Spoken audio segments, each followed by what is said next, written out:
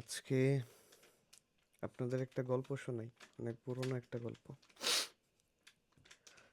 এক দেশে একটা লোক ছিল, যার কাছে একটা হাঁস ছিল।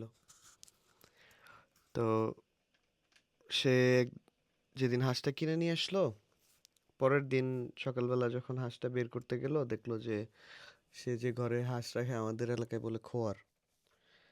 তো খোয়ারের ভিতরে আম, একটা সোনার ডিম, স্বর্ণের ডিম হচ্ছে হাঁসে ডিম পারছে। তো ঠিক আছে। তো সে ডিমটা বের করলো। এরপরে তার কাছে মনে হলো, আরে ডিমটা কি হাঁসে পারছে, তার মানে এটা হাঁসে তো সোনার ডিম পারে। তো ফাইন, ঠিক আছে। এরপরে হাঁস ডেইলি একটা করে সোনার ডিম পারে। আর ওই যে লোকটা ছিল, সে ডিম বিক্রি করে করে আস্তে ধীরে বড়লোক হইলো। তারপরে অনেক বড় মহাজন হয়ে গেল, তারপর জমিদার হয়ে গেল, তারপর রাজা, বাদশাহ, সম্রাট, পৃথিবীর মালিক, সামথিং অনেক কিছু হয়ে গেল। এখন উম, একদিন হাঁসের যে এই স্বর্ণের ডিম পাড়ার যে ব্যাপারটা, এটা তো লোকটার বউ জানতো। তো একদিন বউয়ের মাথায় মনে হইলো যে ডেইলি ডেইলি এইভাবে হাঁসের ডিম একটা করে পারে, আর এই ডিম বিক্রি করতে যাওয়া, ডেইলি কাজ করতে ভাল লাগে না। কেমন হয় যদি হইতেছে একেবারে সব ডিম পাওয়া যায়, অর্থাৎ হাঁস যতগুলো ডিম পারবে, পারার ক্ষমতা আছে, সবগুলো যদি একেবারে পাওয়া যায়, উম, তাহলে সব একবারে সে বিক্রি করতে পারবে, একেবারে বড় লোক হয়ে যাবে। তো সে জামাইরে বলল যে না, আমার সব ডিম একেবারে চাই।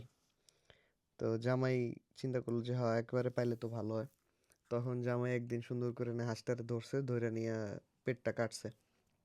কাটে নিয়ে দেখে যে হাঁসের পেটের ভিতরে কোনো ধরনের ডিম নাই, কোনো কিছু নেই।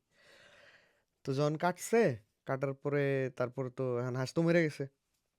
মরার পরে ওই লোকটা তো কান্নাকাটি করতেছে, কপাল থাপড়াইতেছে যে হায় হায় হায় হায়, আমি কি করলাম এটা। আমি ডেইলি একটা করে স্বর্ণের ডিম পাইতাম, এখন তো আমার আমও গেল, ছালাও গেল। তো বেসিক্যালি এই গল্পটার মেইন রিজন বা মোরাল অফ দ্য স্টোরি কি, যে প্রথমত লোভ তো ভালো না, আর দ্বিতীয়ত হইতেছে আমাদের কাছে যে জিনিস থাকে আমরা ওইটার ভ্যালু বুঝি না। এখন আজকের টাইটেল তো অনেকেই দেখছেন। বেসিক্যালি কথাটা হচ্ছে যে আমাদের দেশের যে ফার্টিলিটি, অর্থাৎ সয়েল ফার্টিলিটি, মাটির উর্বরতা, বাংলায় বলতে গেলে। আমি ইউকে আসছি আজকে কতদিন, সেপ্টেম্বরে যদি আমি আসি, দেন ইটস অলমোস্ট 2.5 months।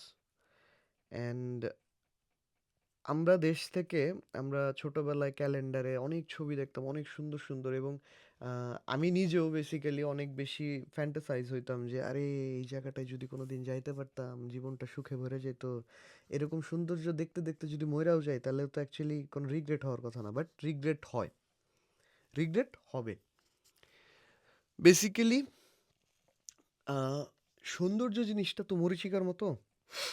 আমি যখন এই দেশে আসছি, প্রথম কয়েকদিন আমার কাছে খুব ভাল লাগছে আসলে, এত সুন্দর সাজানো গোছানো বাড়ি, এত কালারফুল, এত মানে কোথাও এয়ার পলিউশন নাই, কোথাও ধুলাবালি নাই। আমার স্কিন মানে আমি যদি টু বি অনেস্টলি আমি 4-5 দিন গোসল করি না।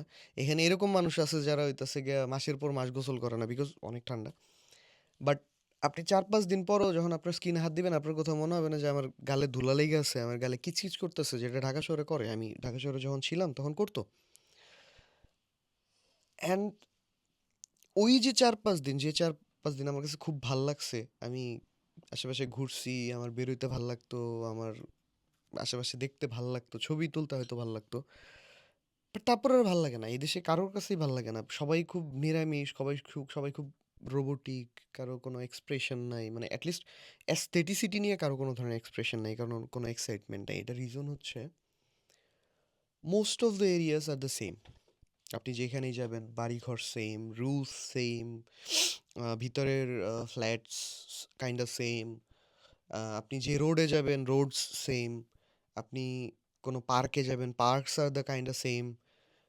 এইখানে মোস্ট অফ দ্য জায়গায় শুধুমাত্র ওক গাছ ছাড়া খুব রেয়ারলি আপনি দেখবেন যে হইতেছে আপেল গাছ বা কোনো ফ্রুটস বা ফলের গাছ, ফুলের গাছ, এগুলো আছে। খুব রেয়ার। এবং যেগুলো আছে ওগুলো হয়তো কেউ লাগাইছে নিজের এরিয়াতে বা আপনি স্টেশনগুলোতে দেখবেন, ট্রেন স্টেশন, বাস স্টেশনগুলোতে, তাছাড়া আপনি কোথাও দেখবেন না। এখন কেন এই মানে ইন্ট্রোডাকশনটা দেওয়া? এই ইন্ট্রোডাকশনটা দেওয়ার রিজন হইতেছে ওই যে আমরা বাংলাদেশে থাইকা যখন আমি দেখতাম যে ক্যালেন্ডারে এত সুন্দর একটা জায়গা, সুন্দর একটা সিনারিও, এখানে যদি যাইতে পারতাম, তখন আমি কখনো বুঝতাম না যে অ্যাকচুয়ালি বাংলাদেশের মাটি কতটা উর্বর। এইখানে ওক গাছ ছাড়া আর হাতে গোনা কয়েকটা আপেল গাছ বা ব্লুবেরি, ব্ল্যাকবেরি গাছ ছাড়া তেমন কোনো গাছ নাই, বিকজ এখানে হয় না। এখানকার যে মাটি, এই মাটিতে কোনো ফসল, কোনো ধরনের শাকসবজি এগুলো ফলে না। খুব রেয়ারলি কিছু, আপনি যদি একদম কান্ট্রি সাইডে যান হয়তো কিছু কিছু জায়গায় আপনি লেটুস, বাঁধাকপি এই ধরনের কিছু ফসল ফলাইতে দেখবেন তাদেরকে। পালং শাক অর্থাৎ স্পিনাচ এগুলো ফলাইতে দেখবেন, যেগুলোর জন্য খুব বেশি উর্বরতা দরকার পড়ে না। বাট তাছাড়া আপনি তেমন খুব বেশি সবজি দেখবেন না, তেমন কোনো ফ্রুটস দেখবেন না। এটা রিজন হইতেছে এই দেশের সিম্পল যেখানেই মাটি আছে সেইখানে মাটির সাথে পাথর এবং কোনো ধরনের উর্বরতা নাই। অর্থাৎ আপনি যদি কোনো একটা গাছ বোনেন তাহলে কী হবে, সেটা মরে যাবে। প্রথমত সানলাইট থাকে না, সূর্যের আলো থাকে না, এবং সেকেন্ডলি মাটি ফার্টাইল না। দ্যাটস ওয়াই এরা বিভিন্ন ধরনের ওই কী বলে, বিভিন্ন ধরনের মানে গ্রোয়িং, প্রোডাক্টিং হচ্ছে বিভিন্ন ধরনের পদ্ধতি আবিষ্কার করে। আমি আসলে পদ্ধতিগুলোর নামগুলো ভুলে গেছি। আমি একটা টাইমে দেখতাম এগুলো, যে ওই কোকোপিটের মধ্যে গাছ লাগাইতেছে, লেবু গাছ লাগাইতেছে, লেমন ট্রি, লাইম ট্রি লাগাইতেছে, বা হচ্ছে ওই কী বলে এটারে, ওই কোথাও একটা পিটের মতো বা মানে পিট একটা ক্ষেতের মতো বানায়, সেটার উপর দিয়ে আবার হচ্ছে গিয়া সুন্দর করে ওই পলিথিন দিয়া ছাউনি দিয়ে দিতেছে ভিতরে, যেন হইতেছে গিয়া হিউমিডিটি সুন্দরভাবে থাকে, রেগুলারলি পানি দিতেছে। এগুলোর রিজন আমরা ভাবতাম যে অ্যাকচুয়ালি এগুলো উন্নত, বাট না ভাই, এগুলো উন্নত না। এগুলো হইতেছে এদেশের মাটিতে উর্বরতা নাই। মানে এদেশের মাটিতে উর্বরতা নাই দেইখা they are doing all of this to grow their foods. আর আমরা বাংলাদেশে আমরা মাটিতে যদি মানে আমি সহজ বাংলা ভাষায় যদি বলি যে কুত্তার গুঁয়ো যদি ফালায় রাখেন নাই গেছো, এখান থেকে কুত্তার গুঁয়ো থেকে কোনো একটা কোনো না কোনো একটা গাছ জ্বালা যাবে। এখানে পাখি যখন আইসানে হাগে, পুপ করে পশদের জন্য, পায়খানা করে, পটি করে, তখন পাখির হাগু থেকেও কোনো না কোনো যদি বিচি বেরোয়, সেখান থেকে গাছ জ্বালায় যায়। বিকজ আমাদের দেশের সয়েল এত বেশি ফার্টাইল, এত বেশি মাটিটা এত বেশি উর্বর। অ্যান্ড অ্যাকচুয়ালি এটা একটা ইকোনমিক্যাল ওয়ার, যেখানে এই যে আপনাদের ভিতরে হচ্ছে গিয়ে আপনাদের সবার মাথায় বিভিন্ন ধরনের পেস্টিসাইডস, ফার্টিলাইজার মানে সার, কীটনাশক, তারপর জমি উর্বর করার জন্য এইটা সেইটা আল বাল সাল, তারপর হচ্ছে গিয়ে এই পদ্ধতি সেই পদ্ধতি, জমিতে কোকোপিট দেন, নারিকেলের ছোলা দেন, নারিকেলের ছোবড়া দেন, এইগুলা দেন। এই ধরনের যে এজেন্ডাগুলো ফলন হইতেছে, এগুলোর রিজন হইতেছে যাতে বাংলাদেশের মাটি নষ্ট হয়। টু বি অনেস্টলি বাংলাদেশে না, যেসব দেশগুলোতে খুব ভালো ফলন হয়, সবগুলোর জন্য জায়গাগুলো মানে সয়েলটা নষ্ট হয়। দ্যাটস ওয়াই এগুলো করা। কারণ যখন আমার দেশে ফলন ফলবে না, তখন এদের দেশ থেকে আমার কিনতে হবে, অথবা তখন আমাদের দেশ এবং এদের দেশ সেম হয়ে যাবে।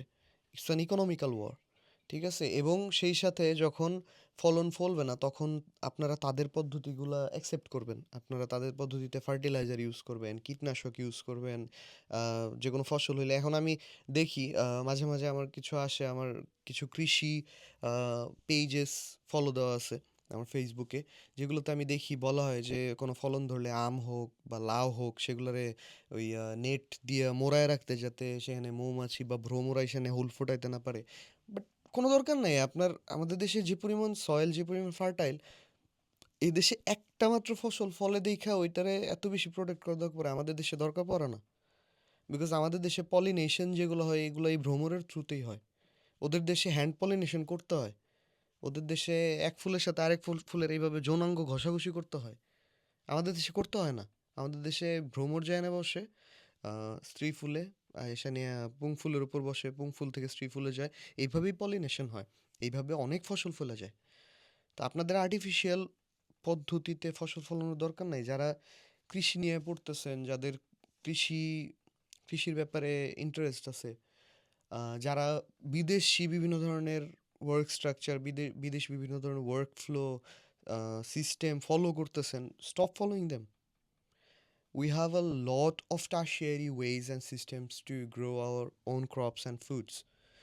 তা সেগুলো ফলো করেন। আপনাদের যদি সারের দরকার পড়ে আপনাদের জমিতে, ক্ষেতে, আমাদের অনেক অর্গানিক সার আছে, গোবর আছে। আপনাদের যদি বাড়িতে গোবর না থাকে, আপনাদের প্রত্যেকের বাসায় সবজি রান্না বান্না হয়, সেগুলার যে ছোলা অর্থাৎ খোসা, ছোবড়া, এগুলো আপনারা দিয়ে রাখতে পারেন। চা, অনেকেই চা খায়, চা পাতা দিয়ে রাখতে পারেন। চা পাতা অনেক ভালো ফার্টিলাইজারের কাজ করে। এরপরে আপনাদের খাদ্যের যে উচ্ছিষ্টাংশ অর্থাৎ ভাত হোক, তরকারি হোক, এনিথিং আপনারা কোনো একটা কোথাও একটা জমায় রাখেন, সেগুলো যখন পচবে it will be a good fertiliser. এটা অনেক ভালো সার হিসেবে প্রমাণিত হবে। আপনারা মাটির উপরে সেগুলো ছড়ায় দেন, ছড়ায় না তার উপরে মাটি দিয়ে দেন। জাস্ট ১ থেকে ২ সপ্তাহের মধ্যে আপনার মাটি এত উর্বর হবে যে আপনি জাস্ট চিন্তা করতে পারবেন না। সো বেসিক হাসির গল্পের রিজন হচ্ছে যে অ্যাকচুয়ালি আমাদের কাছে যেটা আছে আমরা জানি না, বা মোস্টলি আমাদের জানাইতে দেওয়া হয় না। আমাদের চোখের সামনে একটা মাস্ক এবং হ্যালুসিনেশন ক্রিয়েট করে রাখা হয়েছে যে we are not the best, we don't have the best, but we actually do have the best for everything, specially at the agriculture sector. আপনি আপনার মাটি, আপনার দেশের যে সয়েল, এটা আপনারে মোর দ্যান এনাফ আপনাকে দিতেছে। এবং ইউ কান্ট ইমাজিন যে এই দেশে মানে আপনি যদি ১০০ বিচি মানে বুনেন, সেখান থেকে হয়তো ম্যাক্সিমাম টু ম্যাক্সিমাম হয়তো ৫টা বিচি গ্রো করবে, জ্বালাবে। আপনি যদি বাংলাদেশে ১০০টা বিচি বুনেন, সেখান থেকে ম্যাক্সিমাম টু ম্যাক্সিমাম ৫টা বিচি নষ্ট হবে। So our soil is returning us more than enough. So যারা কৃষি সেক্টরে কাজ করতেছেন এবং বিভিন্ন ধরনের ফার্টিলাইজার, পেস্টিসাইডস ইউজ করতেছেন, অর্গানিক সার বা অর্গানিক যে ওয়ে, এগুলো আপনাদের কাছে মনে হইতেছে যে this thing doesn't work because এগুলা বিএসটিআই, বিএসআই বা ব্লা ব্লা ব্লা, এমডিএফ, সিপিএস, এবিবিএস এগুলোর দ্বারা সার্টিফাইড না। সো আমরা ওই সব জিনিস প্রোডাক্ট ইউজ করব। আপনারা শুধুমাত্র আপনাদের যে সোনার ডিম পাড়া যে হাঁসটা আছে, এটারে কাইটা জাস্ট হইতেছে, এটারে মেরে ফেলতেছেন, nothing else. So that's it. অনেক লম্বা ভিডিও হয়ে গেছে, অনেক বয়ান দিয়ে ফেলছি। বাকিটা আমার মায়ের মানে আমার মা মাঝে মাঝে রাগ করলে একটা কথা বলে, নিজের গোয়া নিজে কাছে দিয়ে পারবেন, যার যার মন চায় ফারেন। Thank you.